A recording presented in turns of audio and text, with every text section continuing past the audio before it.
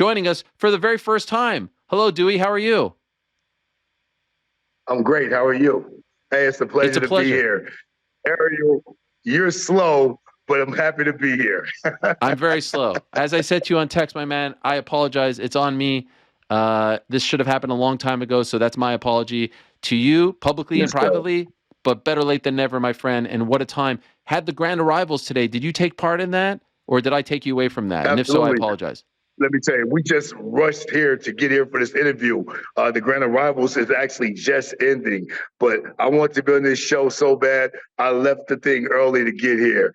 Oh, Yeah, man. man, Thank we're you. here. We're happy. These are great times, like you said. People thought Francis fumbled the bag. No, man, he just had to run an option play on him and show him what it really is. Okay, so could I ask, here we are 4 days before the fight.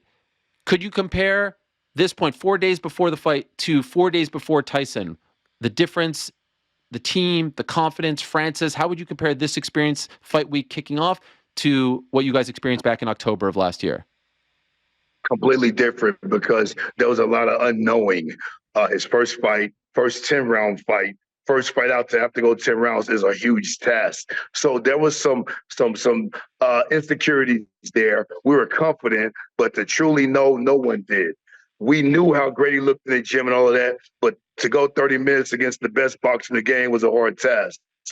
This time, the experience he's gained from going 30 minutes against Tyson Fury were so valuable. This camp was a much better camp. He looked way better, way sharper, way improved in every aspect, IQ included, and more importantly, conditioning. We know he can go a strong 10 this time. Not that he couldn't last time, but there were some question marks there. We know it. I'm going to release the hounds. I'm not going to try to slow him down like last time. I love that. So as the man in charge of, putting together the game plan alongside, the other coaches as well, but you're leading the charge here.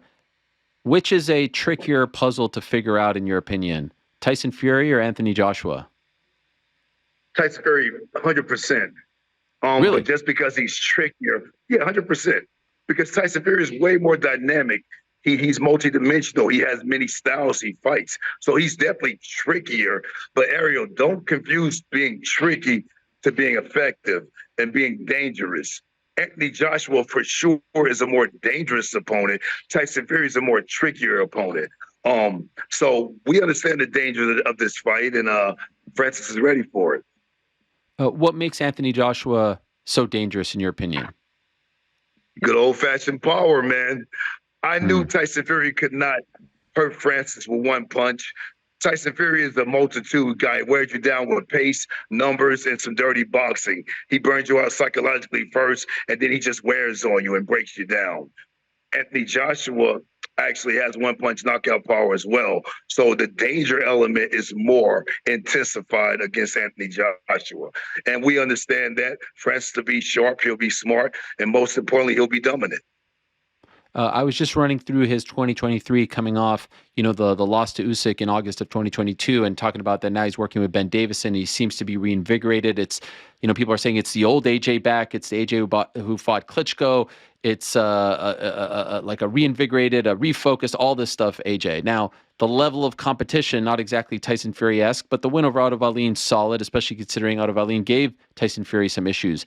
Do you think there's a major Yes. difference between this version of AJ and the one we saw in 2022 losing to Usyk? Or do you think that's all a lot of talk considering the opponents weren't as good as the ones he fought the previous year? Yeah, that's exactly what it was. There is a major difference. We can't say it isn't because he showed it in fight time. However, opponents matter, guys. Opponents matter. And Usyk is a very difficult task. The skill set, the speed, and the fight pace that he fights at, natural southpaw, he's always going to be a tough task for anyone in the division. But that's what it came down to. The Otto Wallin fight, for instance, Otto has been a durable, really good heavyweight. He gave Tyson Fury a run for the money. The fight could have been cut stopped because of the cut. And he could have been champion. But that was the same Otto Wallin that fought Anthony Joshua.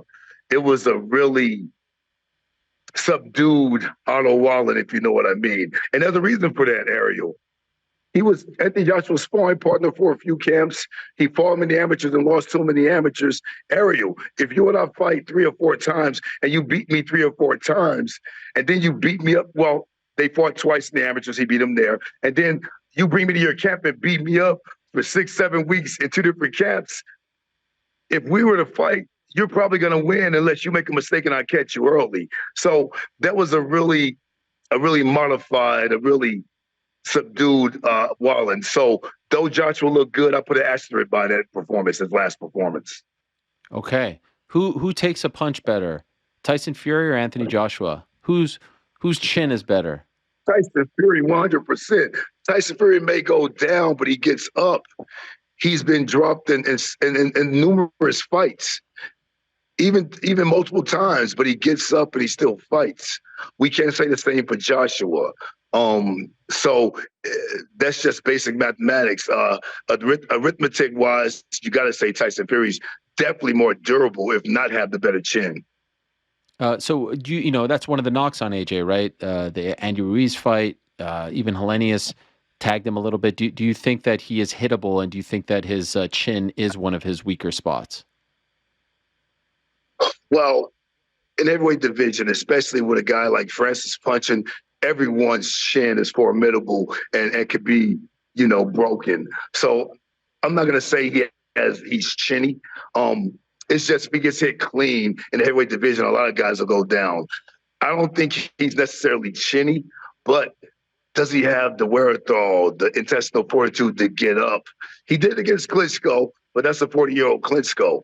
I mean, can he do it against one of these tigers that's hungry, that's coming to hit you harder and really do some damage? We'll see. A lot of questions are going to be answered in 4 days, sir.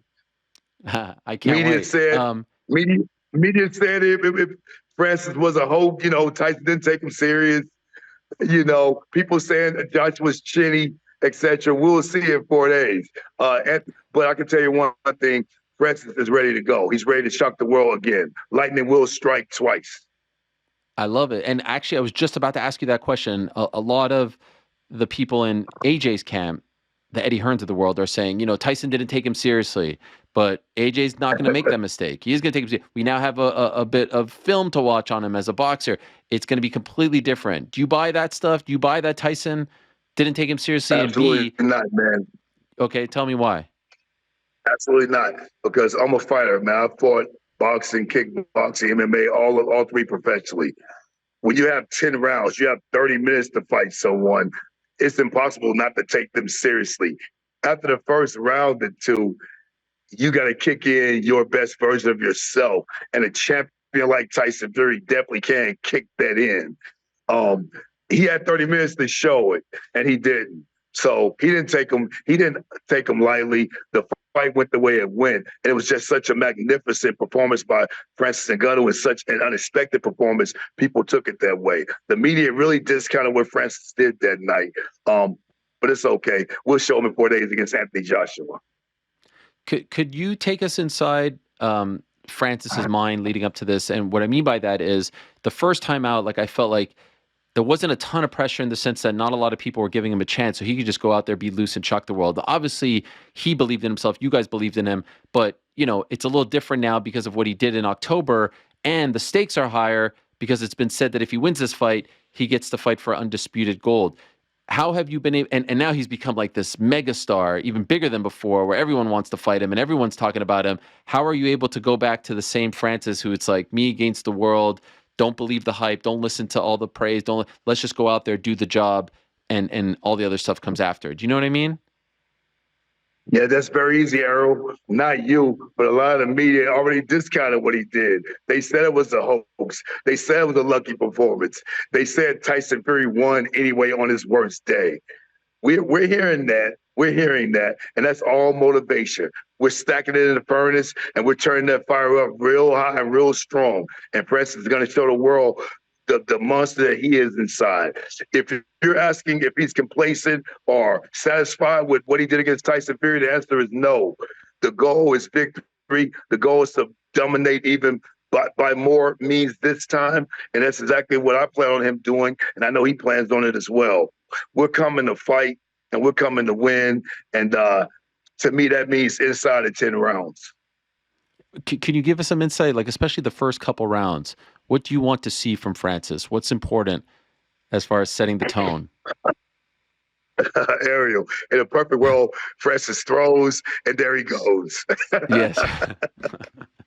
Fair enough. Fair enough. And so that's all I'm gonna say about that. However it shapes up, I know Francis is prepared, Ariel. He's trained. He's sparred with some really awesome sparring partners who had real hard work. You know, he came up digging dirt in Cameroon. That's what this camp was the whole picture of this camp was him digging dirt. We brought really talented guys in for him to spar, and he had to dig dirt every training session. And he summons even more strength, more confidence, more skills, more balance. And he's going to show it all in just 4 more days, man. We know what's going to happen. We can't wait for you guys to see what's going to happen. Do you remember off the top of your head the first fight that you worked with Francis for?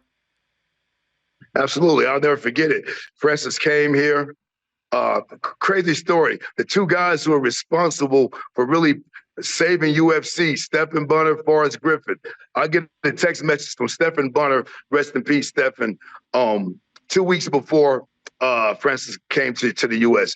Hey, got this strong African fighter, MMA, UFC. He needs a coach. I think you'll be the perfect guy. He loves the box. Oh, cool. Francis Ngannou. 10 days later, or maybe a week, Forrest Griffin calls me. Dewey, we got this guy I think you'll be a good coach for. Can you believe it? 2 separate times. Wow. The guys didn't even know each other talked to me about it. So Francis met me at the Mayweather gym where I was a coach at TMT Boxing Club, and it's been history ever since. That was early 2017. We were scheduled to fight Dos Santos, JDS in Canada. But something happened, blah, blah, blah. I'm not going to bring that out. But JDS ended up not being able to fight. So we just kept training for about 5 or 6 months. And the overring fight came into fruition. And you see what happened in that fight. So, yes, I was with Francis before the overring fight. Okay. I was in his corner. I was in the corner with him in the old French regime, Coach Lopez and everything. If you watch that fight, you'll see me and then the French coaches that originally started him together. So a lot of people don't know I've been rocking out with Francis a long time as a striking coach. Of course. We know that as well. And I'm just wondering, do you remember the first time he told you about this dream to go over to boxing and become a champion over there? And could you tell me what you thought when you initially heard this dream? Did you believe that this could be a real thing? Well, he was talking about doing boxing even before he beat Stipe. That was always a goal, but just doing it, it was like, how? We know how stringent the UFC contracts are, et cetera.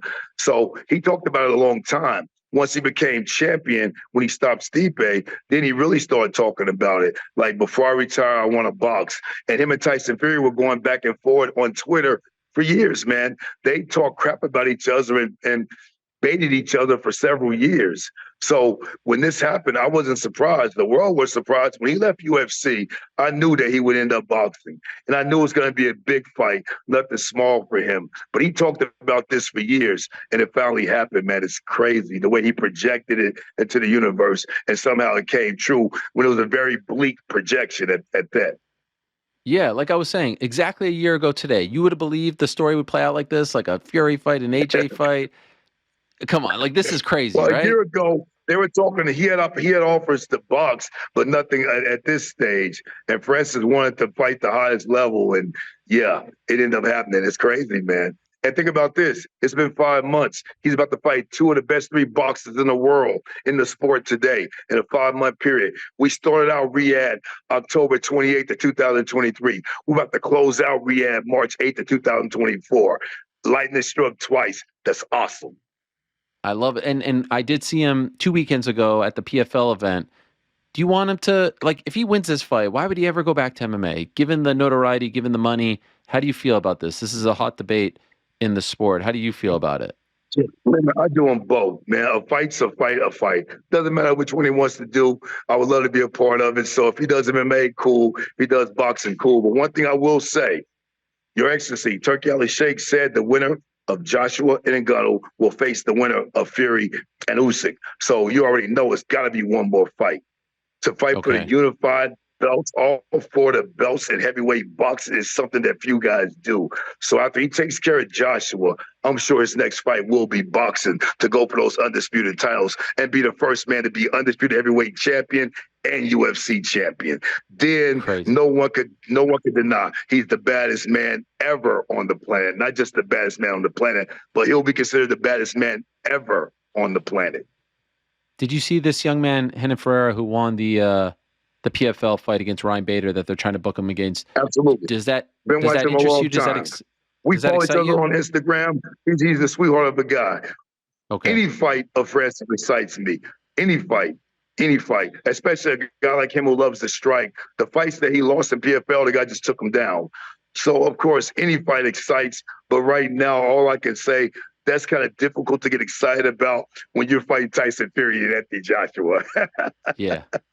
And I also have to say, you talked about like being happy, being a part of any Francis fight. I think it speaks volumes that he's still surrounded by the same guys. And I saw a video where you guys were talking, you and Eric Nixick and Francis, about like, riding with the same team and whatnot. Did you ever have any concerns that, some famous boxing trainer would come over and you would get boxed out? Was that ever something that you worried about? Man, let me tell you something. I'm 50 years old, man. I've been through gang violence. I've been through all kind of crazy things. My mom and dad have both passed away. There's nothing harder than that. It would have been sad, but man, I'm a durable man. I'm a black man in America. I'm a durable man. If it were to happen, it would suck. But there's nothing in this world that's going to derail me from taking care of my daughters and keeping a smile on my face. However, it was moments where who knows what happens. You're talking about that video. That wasn't a comfortable video talking like that when you've been training a guy, and especially me. In case you don't know, I won world championships in professional boxing. Jessica Rakoczy, Bebu Shumanov, Jesse Vargas. My fighter fought Manny Pacquiao, and we were the champs. Pacquiao was the challenger. My fighter, after 3 title defenses, fought Bernard Hopkins. We lost the belt to B-Hop. So I've been on Showtime and HBO, highest level of boxing. So those were real sensitive situations for me because I knew I could help him achieve his goals in boxing too. So I'm just happy it worked out the way it did. But on the video, you see me. If they want to bring someone else in, I was okay with it because I'm an ex-fighter. So I know what's most important, the fighter to feel secure in his team. That's most important, regardless if I was a part of it or not. And I mean that to this day. You know what I mean? If it were to end today, hey, I won the UFC heavyweight title with Francis. We fought Tyson Fury, and we should have won the biggest upset ever in all of fights history if 2 of those judges don't make the wrong call that night. So, man, I've already went to intergalactic levels with Francis, and we're going to keep it moving in 4 more days, man. Ariel, once he beats Anthony Joshua, just know we told you. He told you. Just remember that. I love it. And if I could end on this note, and then I'll let you go. I know you have to get to training. Did you feel? I know you're probably gonna say it's not about you, it's about Francis, and I respect that greatly. But when you have people in the fight game who try to put you down, and famously Sean Strickland saying you're an Instagram coach and all this stuff, do you feel you don't hear that anymore? Did you feel vindication? Did you feel like you also shut up the doubters on October 28th? Man, let me tell you something. I can tell you I'm a grown man. If the stuff Sean said bothered me, the whole world would have knew it because it would have been bad, straight up. I don't think I'm some weak dude who just let people disrespect him.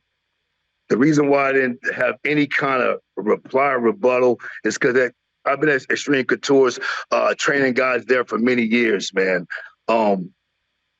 Ray Sefu, Robert Follis was my guy. Ray Sefu was like a big brother to me. Eric Nixick is like family to me. So I gave him the pass just because of that. I didn't want to ruin anything that I have at Extreme Couture's, number one. Number two, Sean Strickland's opinions of me does not matter to me. He's irrelevant in my life. By the way, I told Eric congratulations after they won the strap and all of that. I'm not even mad at Sean for what he says because he don't know. He didn't know that I trained one of his coaches over there at Extremes. You know what I mean? I've trained some of the coaches. I was their coaches. He didn't know that. He didn't know I won championships as a coach. He didn't know that. So he didn't see me in my fights. He talked about my losses. Go online right now. Watch me versus Gary Goodrich. Watch me versus Carter Williams. Watch me versus Gabe Fatoso. I lost all 3 of those fights. Watch them. I won the fights, especially at least 2 out of those 3. So his words mean nothing to me. I'm the president of a multi-million-dollar company, Team Combat League, one of the most exciting new boxing promotions in the world. You think I'm gonna ruin my bag because some dude said ridiculing things to me? It's like I've seen Sean twice since then, and I haven't said a word to him. He hasn't said a word to me. I haven't said a word to him. I wish him the best in what he do. I'm not mad about what he says. It really doesn't matter to me.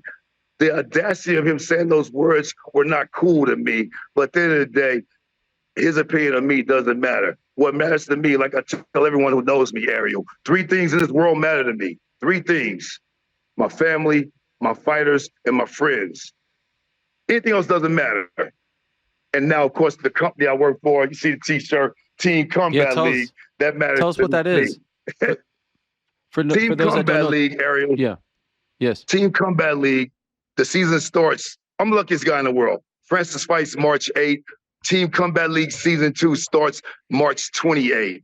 Team Combat League are a professional boxing company which encompasses 12 teams from 12 different cities here in America, in the U.S., 24 fighters on each team, and 1 competition area.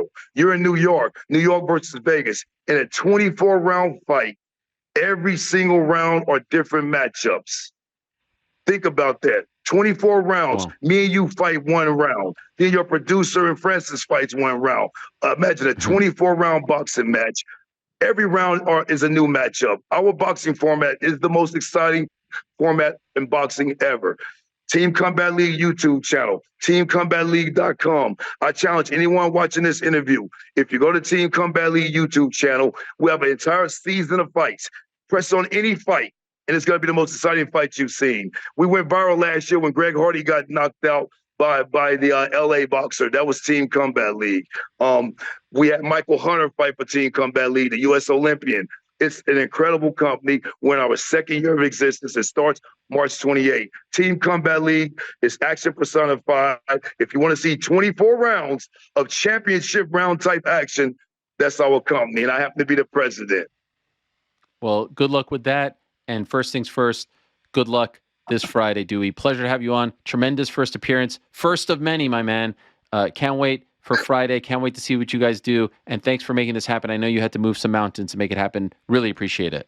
Yes, sir. Listen, I couldn't even get my tripod holder out to hold the phone. I'm holding the phone in my hand to do this interview with you.